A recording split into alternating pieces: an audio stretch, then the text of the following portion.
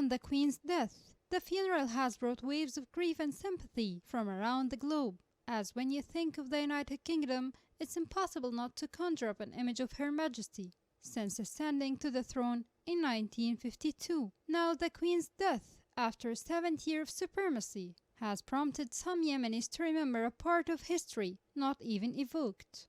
In 1954, large crowds turned out for a historic visit by Queen Elizabeth to Aden. At the time, the city of the southern tip of the Arabian Peninsula was a colony of the British Empire and was one of the busiest and most important ports in the world. Some today still remember Elizabeth's visit with admiration and credit the British rule with advances in the country.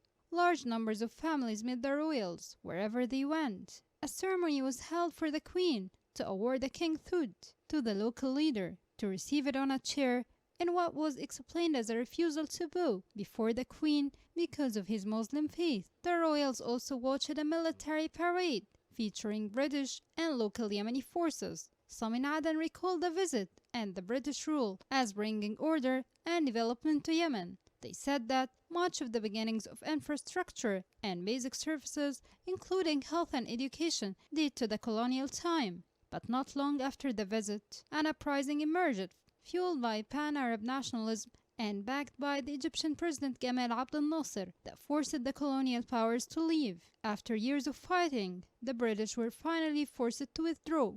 On contrary, the current civil war has turned Yemen into a north run by the Houthi rebels and a south led by the internationally recognized government. The fighting has thrown Yemen into one of the world's worst humanitarian crises, pushing it into deeper poverty and near famine.